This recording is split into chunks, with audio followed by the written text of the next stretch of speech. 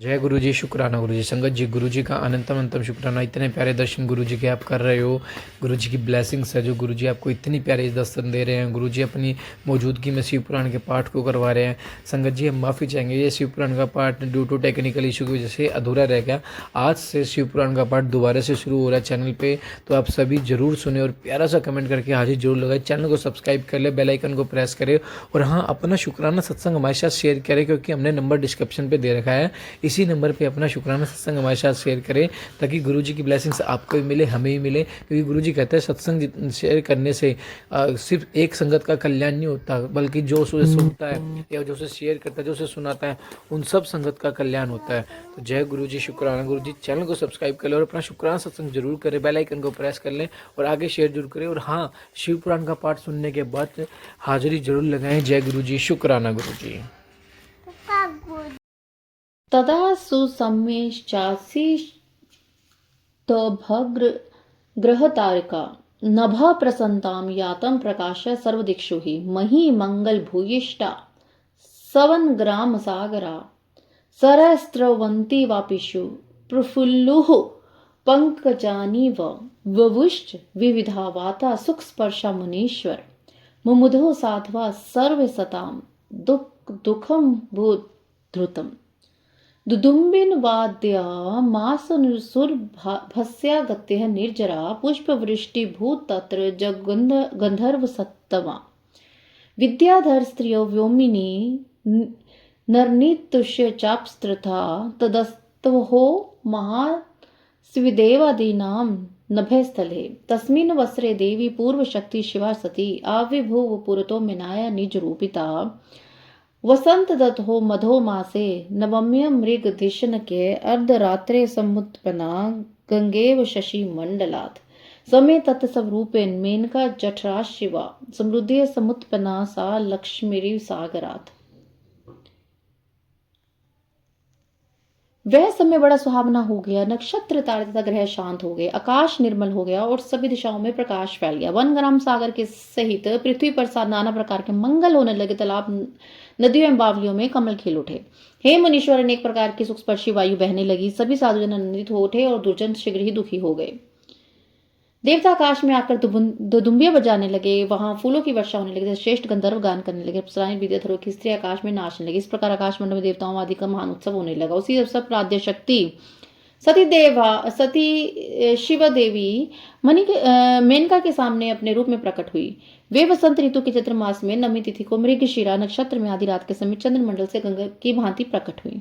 वे शिवा मेना के गर्भ से अपने स्वरूप से इस प्रकार प्रकट हुई जैसे समुद्र से महालक्ष्मी का आविर्भाव हुआ था।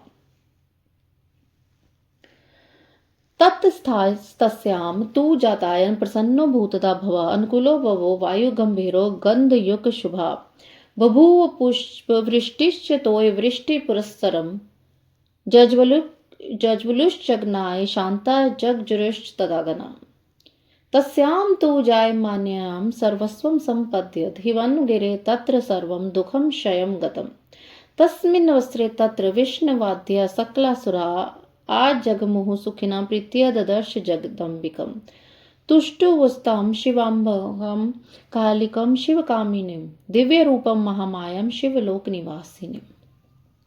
उस समय भगवती के प्रकट होने पर शंकर जी प्रसन्न हो गए और अनुकूल गंभीर सुगंधी तथा शुभ वायु बहने लगी। उसी समय जल की वर्षा के साथ पुष्प वृष्टि होने लगी। अग्निहोत्र की शांत अग्नि प्रज्वलित हो उठी और बादल गरजने लगे। उनके प्रकट होते हिमालय के नगर में समस्त संपत्ति स्वतः आ गई और लोक का सारा दुख दूर हो गया। उस अवसर पर विष्णु आदि समस्त देवगण सुखी होकर वहां आ गए और प्रेम से जगदम्बा का दर्शन करने लगे। वे शिव लोक में निवास करने वाली शिव प्रिया महाकाली दिव्य रूप धारणी उन महामाया जगदम्बा की स्तुति करने लगे। देवो उच्चु देवता बोले, जगदम्बा महादेवी सर्व सिद्धि विधायणी देव कार्य करी त्वम ही सदास्तवाम नमामि। हे जगदम्बे महादेवी, हे सर्व सिद्धि विधायिनी, आप देवताओं का कार्य पूर्ण करने वाली हैं, इसलिए हम सभी आपको सदा प्रणाम करते हैं। सर्वथा कुरु कल्याणम देवानां भक्त वत्सले मेना मनोरथा पूर्ण कृता कुरु हरस्य च। हे भक्त वत्सले, आप हर प्रकार से देवताओं का कल्याण करें। आपने मेना का मनोरथ पूर्ण किया है, अब शिव का भी मनोरथ पूर्ण करें। ब्रह्मवाच ब्रह्मा जी बोले, इततम स्तुत्वा शिवाम देवा विष्णुवाद्य सुपणम्यताम स्वम स्वम धाम युः प्रीतः शशंत सद्वितम प्राम। ताम तो दृष्टवा तथा जातां नीलोत्पल दल प्रभाम श्यामं सा मेनका देवी मुद मायती नारद। दिव्य रूपम विलोक्यानु ज्ञान माप गिरि प्रिया विज्ञान परमेशानिम तुष्टावाति प्रहर्षिता। इस प्रकार विष्णु आदि देवता शिवा की स्तुति करके उन्हें प्रणाम करके अपनी प्रेम गति परम गति से प्रशंसा करते हुए अपने अपने धाम को चले गए। हे नील कमल के दल के समान कांतिमन श्यामा भगवती को प्रणाम उत्पन्न देखकर मैना बड़ी प्रसन्न हुई। उस दिव्य रूप को देखकर गिरिप्रिया मैना को ज्ञान प्राप्त हो गया। वे उन्हें परमेश्वरी जानकर अत्यंत हर्षित होकर उनकी स्तुति करने लगी। मेनोवाच मैना बोली, जगदम्ब महेशानी कृताति करुणा त्वया अभिभूता मम पुरो विलसन्ति यदम्बिके। तव माध्य सर्वशक्ति नाम त्रिलोक जननी शिवे विश्वप्रिया सदा देवी सर्वदेव स्तुता पराक कृपाम कुरु महेशानी मम ध्यान स्थिता भव एतद्रूपेण प्रत्यक्षम रूपम देहि सुतामहम्। हे जगदम्बा, हे महेश्वरी, हे अंबिके, आपने बड़ी कृपा की जो शोभित हुई हैं, मेरे सामने आप प्रकट हुई हैं। हे देवी, आप संपूर्ण शक्ति साध्य शक्ति तथा तीन लोकों की जननी है। हे देवी, आप भगवान शिव को सदा ही प्रिय तथा संपूर्ण देवताओं से स्तुत पराशक्ति है। हे महेश्वरी, आप कृपा है और इसी रूप से मेरे ध्यान में स्थित हो जाएं और अब मेरी पुत्री के समान प्रत्यक्ष रूप धारण करे। ब्रह्मवाच ब्रह्मा जी बोली, त्या करण्य बचस्तस्या मेनाय भूधर स्त्रिया प्रत्युवाशिवाच देवी सुप्रसन्ना गिरिप्रिया। हे नारद, पर्वत पत्नी उन मेना की बात सुनकर शिवा देवी अत्यंत प्रसन्न होकर उन गिरिप्रिया से कहने लगी। देव्युवाच, देवी बोली, हे मैंने त्वाम पुरा माम च सुसेवितिवती रता त्वदक्तिहा सुप्रसन्नाम वरम द्वातुम गतांतिकम वरम ब्रूहिति मदान्यनुम श्रुत्वा ते त्वधरोवित सुता भव महादेवी सा मे देव हितम करुम तथा दत्त्वा वरम तेहम गता स्वम पद्मदरात् सम्यम प्राप्य तन्ने भवम ते गिरि कामिनी दिव्य रूपम धृतम मेहद यते मत स्मरणम भवेत अन्यथा मर्त्य भवेन तवा ज्ञानम भवेन्नवे। हे मैंने आपने पहले तत्पर होकर मेरी बड़ी भारी तपस्या की सेवा की है। आपकी भक्ति से प्रसन्न होकर उसे वर देने के लिए मैं आपके पास आई थी। वर मांगिए। मेरी इस वाणी को सुनकर आपने वह वर मांगा था। हे माँ देवी, आप मेरी पुत्री हो जाए, देवताओं का भी हित साधन करें। तब मैं आपको आदरपूर्वक वर देकर अपने धाम को चली गई। गिरि कामिनी, अब समय पाकर मैं आपसे आपकी पुत्री हुई हूँ। आज मैंने जो दिव्य धारण किया है वह इसलिए कि मैं आपको स्मरण हो जाए, आपको मेरा स्मरण हो जाए, अन्यथा मनुष्य रूप में प्रकट होने पर मेरे विषय में आप अनजान ही बनी रहती।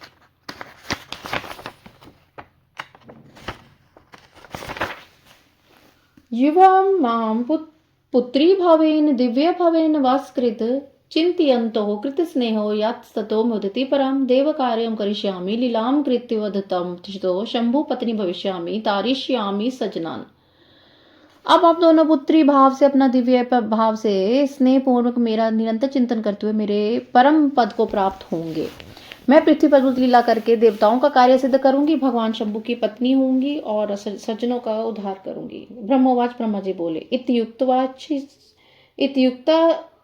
इत्युक्त वासिष्ठा तुष्णीम अंबिका स्वात्म महामाया पश्यताम मातृप्रीत्या सद्योन्भूतन यातनु। ऐसा कहकर अंबिका शिवा मौन हो गई और उसी क्षण माता के देखते देखते अपनी माया से प्रसन्नता पूर्वक नवजात पुत्री रूप में हो गई। इति श्री श्री महापुराणे द्वितीय रुद्र संहितायां तृतीय पार्वती खंडे पार्वती जन्म वर्णन नामक षष्ठोध्याय। इसी प्रकार श्री श्री महापुराण के अंतर्गत द्वितीय रुद्र संहिता के तृतीय खंड में पार्वती के जन्म का वर्णन नामक छठाध्याय पूर्ण हुआ। जय गुरु जी, शुक्राना गुरु जी। अथ सप्तमोध्याय, पार्वती का नामकरण तथा उनकी बाल लीलाएं एवं विद्याध्ययन। ब्रह्मवाच, ब्रह्मा जी बोले, ततो मेनः पुरः सा वे सुता भूत्वा महाधूती चकार रोदनम तत्र लौकिकम गतिमाश्रितः अरिष्टशय्यां परितः स्वधि सारी सुतेजसा निशित दीपा विहत्य आसनरम मुने श्रुत्वा तद रोदनम रम्यं गृहस्था सर्वयोषिताः जुहुषु संभ्रमा तत्र गताः प्रीति पुरस्सरः।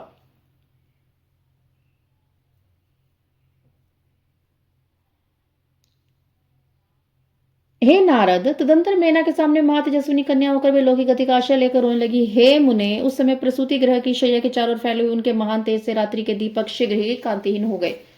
श्रुत्वा तद रोदनम तश्रुत्वा दंतचर शीघ्रम शंशस भ्रवित तथा पार्वती जन्म सुखदम देव कार्यकरम शुभम। तस्योद्वातः चर्याशु पुत्री जन्म सुष्यस्ते सितात पत्रम नाद्ये मासी तस्य महीभृत गतस्त्रगिरिः प्रीत्य सुप्रोहित स्वादिजात दर्शतान्यं तां तु शोभ्यमानं सुभाससा नीलोत्पलदल श्यामां सुतीं सुमारनोरमां दृष्ट्वा च तादृशं कन्यां मुदिति गिरीश्वरा।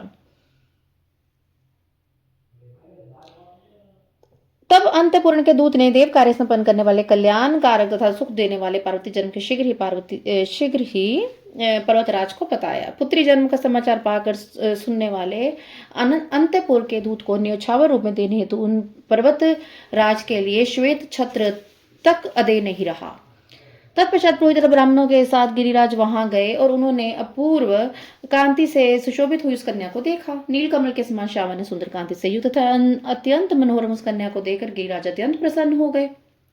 सर्वे च मुमुदस्त्र पौरश्च पुरुषास्त्रियः तदोत्सव महान विदुर्धानी पुरुषा बुभुव मंगलम गानम नितृत्व वार्योषिताः दानम दधो द्विजतेभ्यो जात कर्म विधाय च। नगर में रहने वाले समस्त स्त्री एवं पुरुष परम प्रसन्न हुए। इस समय नगर में अनेक प्रकार के बाजे बजने लगे और बहुत बड़ा उत्सव होने लगा। मंगल गान होने लगा और वरांगनाएं नृत्य करने लगी। गिरिराज ने कन्या का जात कर्म संस्कार करके द्विज जातियों को दान दिया। अथ द्वारम समागात्य चकार सुमहोत्सव हिमाचल प्रसन्नात्मा भिक्षुभ्य द्रविणम दधो अथ शुभ मूर्ते अस्मिन् हिमवान मनुभिः सह नाम करो सुतास्तु कालित्यादि सुखप्रदम दानम दधो तदा प्रीत्या द्विजेभ्यो बहु सादरम उत्सवं कार्यमास विविधम गान पूर्वकम इततम कृत्वा तत्सम भूरि कालिम पश्यन् मुहुर्मुहुः लेभे मुदं सपत्निको बहुपुत्रोऽपि भूधरः तत्र सा विवृधे देवी गिरिराज गृहे शिवा गंगेव वर्षासमे शरदि वा चंद्रिका एवं सा कालिका देवी चर्वांगी चारुदर्शना ददरे चानुदिनं रम्यां चंद्र बिंब कलामिव कुलोचितेन नामना ताम पार्वती त्याज्वाह बंधुप्रियां बंधुजना सुशील्य गुण सुयातम उमेति मात्रा तप से निषदा कालिका च स पश्चादुमुखां सुमुखी जगाम भुवने मुनेः दृष्टि पुत्रवतोप्याद्रेस्तत् सिमृत तृप्तिम जगामना अपत्य पार्वती त्याख्य सर्व सौभाग्य सेवते मधोर अंत पुष्पस्य च्युते ही भ्रमरावली विशेष संगा भवति सहकारे मुनीश्वरा पूतो विभूषित्यपि स बभूव तया गिरि संस्कारवत्यव गिरा मनीषिव हिमालयः प्रभमत्तया शिख एव दीपो भवनस्य च त्रिमार्ग एव सन्मार्गस्त्वद गिरे जेहा गिरि। उसके बाद दरवाजे पर आकर हिमाचल ने महान उत्सव मनाया। प्रसन्नचित होकर भिक्षुओं को बहुत धन दिया। तदंतर हिमवान ने शुभ मुहूर्त में मुनियों के साथ उस कन्या के काली आदि सुखदायक नाम रखे। उन्होंने इस समय ब्राह्मणों को प्रेम में मात्र पूर्वक बहुत सा धन दिया और गान पूर्वक अनेक प्रकार का उत्सव कराया। इस प्रकार उत्सव मनाकर बार बार काली को देखते हुए सपत्नी हिमालय और अपने पुत्रों वाले होने पर भी बहुत आनंदित हुए। देवी शिवा गिरिराज के घर में वर्षा के समय गंगा के समान तथा शरद ऋतु की चांदनी के समान बढ़ने लगी। इस प्रकार परम सुंदरी दिव्य दर्शन वाली कालिका देवी प्रतिदिन चंद्रकला के समान शोभा युक्त हो बढ़ने लगी। सुशीलता आदि गुणों से युक्त बंधुजनों की प्रिय कन्या को कुटुंब के लोग अपनी कुल परंपरा के अनुसार पार्वती इस नाम से पुकारने लगे। हे मुनि, माता ने उन कालिका को उमा नाम कहकर तपस्या करने से मना किया था, अतः बाद में सुमुखी लोक में उमा नाम से विख्यात हुई। पुत्रवान होते हुए पार्वती पर्वतराज हिमालय सर्व सौभाग्य युक्त उस पार्वती नामक अपनी संतान को देखते हुए तृप्त नहीं होते थे, क्योंकि हे मुनीश्वर, वसंत ऋतु में नाना प्रकार के पुष्प में रस होने पर भ्रमरावली आम के बौर पर विशेष रूप से आसक्त होती रहती है। वे पर्वतराज हिमालय उस पार्वती से उस प्रकार पवित्र एवं भूषित हुए जिस प्रकार संस्कार से युक्त वाणी से विद्वान पवित्र तथा विभूषित होता है। जिस प्रकार महान प्रभावशाली शिखा से भवन का दीपक एवं त्रिमार्ग गामिनी गंगा से सन्मार्ग सुशोभित होता है, उसी प्रकार पार्वती द्वारा पर्वतराज सुशोभित हुए। कंदुके कृत्रमे पुत्रे सखी मध्य गता च सा गंगा सकेत वेदी भी भरले रेमे मुहुमुहु अथ देवी शिवा सा चोपदेश समय मुने पपाठ विद्या सुप्रीत्या यत चिता च सद्गुरु प्राक्तना जन विद्यास्तम शरदि प्रपद्रे हंसाली स्वर्णाधिम नक्त मातुम भासो मोषिदम इतम सुवर्णिता लीला शिव काच देवी अन्या लीला प्रवाक्षयम शृणु त्वं प्रेमतो मुने। वे पार्वती बचपन में अपनी सहेलियों के साथ कंदुक अर्थात गेंद, कृत्रिम पुरुष पुतला तथा पुतला तथा गंगा की बालुका से बनाई गई वेदियों द्वारा क्रीड़ा करती थी। उनके अनंतर हे मुने वे शिवा देवी उपदेश के समय एकाग्रचित होकर सदगुरु से अत्यंत प्रीतिपूर्वक सभी विद्याएं पढ़ने लगी। जिस प्रकार शरद ऋतु में हंस पंक्ति गंगा को तथा रात्रि में अमृतमय चंद्र किरणें औषधियों को प्राप्त होती हैं, उसी प्रकार पार्वती को पूर्व जन्म की विद्याएं स्वयं प्राप्त होने लगी। हे मुने, इस प्रकार मैंने शिवा की कुछ लीला का वर्णन आपसे किया है। अन्य सभी लीला का वर्णन करूंगा, आप प्रेम पूर्वक सुने। इति श्री महापुराणे रुद्र संहितायां तृतीय पार्वती खंडम पार्वती बाल्य लीला वर्णम नाम सप्तोध्याय। इसी प्रकार श्री महापुराण के अंतर्गत द्वितीय रुद्र संहिता के तृतीय पार्वती खंड में पार्वती की बाल्य लीला का वर्णन नामक 7वां अध्याय पूर्ण हुआ। जय गुरु जी, शुक्राना गुरु जी। अथ अष्टमोध्याय नारद मुनि का हिमालय के समीप गमन, वहां पार्वती का हाथ देखकर भावी लक्षणों का बताना, चिंतित हिमवान को शिव महिमा बताना तथा शिव से विवाह करने का परामर्श देना। ब्रह्मोवाच, ब्रह्मा जी बोले, एकदा त्वं शिव ज्ञानी शिव लीला विधाम वर हिमाचल गृहं प्रत्यागमस्त्वं शिव प्रेरितः दृष्ट्वा मुनि गिरीश त्वां नत्वा नर्च स नारद आयु च स्वतन्यां त्वदंग गृहोस्तां पातयत् पुनत्वा मुनीश त्वामुवाच हिम भूधरा सांजलि स्वविधम मत्वा बहुसनत मस्तकाः। हे नारद, एक समय की बात है, आप शिव जी से प्रेरित होकर प्रसन्नतापूर्वक हिमालय के घर गए। आप शिव तत्व के ज्ञाता और शिव की लीलाओं के जानकारों में श्रेष्ठ हैं। हे मुनि, गिरिराज हिमालय ने आपको देखकर प्रणाम करके आपकी पूजा की और अपनी पुत्री को बुलाकर उनसे आपके चरणों में प्रणाम कराया। हे मुनीश्वर, तत्पश्चात स्वयं नमस्कार करके हिमाचल अपने सौभाग्य की प्रशंसा एवं सराहना करते हुए मस्तक झुकाकर हाथ जोड़कर आपसे कहने लगे। हिमालय उवाच, हिमालय बोले, हे मुने नारद, ज्ञानिन ब्रह्मपुत्र वर प्रभो सर्वज्ञातस्वं सकरुणः प्रोपकरणे रतः मत्सुता जातकं ब्रूहि गुणदोष समुद्भवं कस्य प्रिय भाग्यवती भविष्यति सुतम।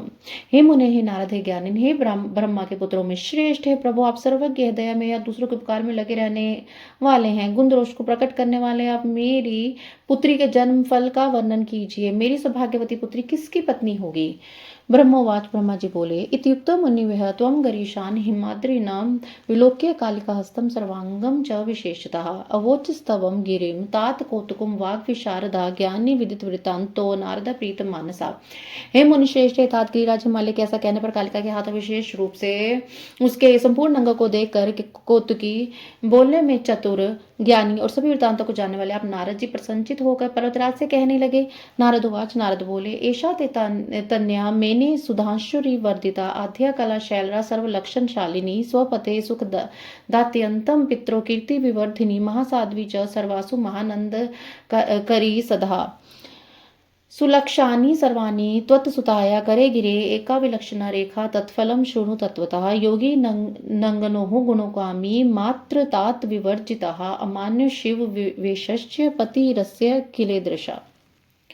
हे शैलराज, हे मैंने आपकी यह पुत्री चंद्रमा आदि कला की समान बढ़ रही है। यह समस्त शुभ लक्षणों से संपन्न है। यह अपने पति के लिए अत्यंत सुखदायिनी, माता पिता की कीर्ति को बढ़ाने, समस्त नारियों में परम साध्वी और स्वजनों को सदा महान आनंद प्रदान करने वाली होगी। हे गिरे, आपकी पुत्री के हाथ में उत्तम लक्षण विद्यमान है, केवल एक रेखा विलक्षण है। उसका फल यथार्थ रूप से सुनिए। इसे ऐसा पति प्राप्त होगा जो योगी, नग्न, निर्गुण, निष्काम, माता पिता से रहित, मान विहीन और अमंगल वेश वाला होगा।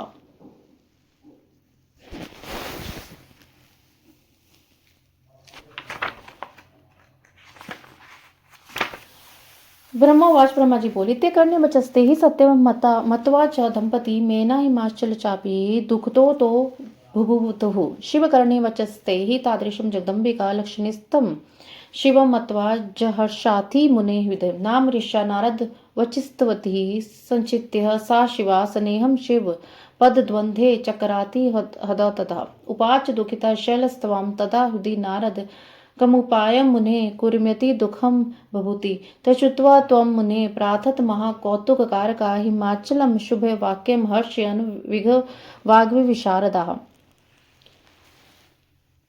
हे नारद, आपकी इस बात को सुनकर सत्य मानकर वे मैना तथा हिमालय दोनों पति पत्नी बहुत दुखी हुए। परंतु हे मुनि, जगदम्बा शिवा आपके इस प्रकार के वचन को सुनकर लक्षणों से युक्त इन शिव को पति मन ही मन मानकर हर्षित हुई। नारद जी की बात कभी झूठ नहीं हो सकती, यह सोचकर वे शिव के लोग चरणों में संपूर्ण हृदय से अत्यंत स्नेह करने लगी। हे नारद, उस समय मन ही मन दुख को हिमवान ने आपसे कहा, मुनि उस रेखा का फल सुनकर मुझे बड़ा दुख हुआ, मैं क्या उपाय करूं। हे मुनि, यह सुनकर महान कौतुक करने वाले वार्तालाप विशाल तथा आप मंगलकारी वचनों द्वारा हिमाचल को हर्षित करते हुए कहने लगे। नारदवाच, नारद जी बोले, स्नेहाश्चिनु गिरे वाक्य मम सत्यम ऋषा नाही कर रेखा ब्रह्म लिपिनिम ऋषा भवती ध्रुवम। हे गिरिराज, आप स्नेह पूर्वक सुनिए, मेरी बात सच्ची है, वह झूठ नहीं होगी। हाथ की रेखा ब्रह्मा जी की लिपि है, निश्चय ही वह मिथ्या नहीं होती है। जय गुरु जी, शुक्राना गुरु जी।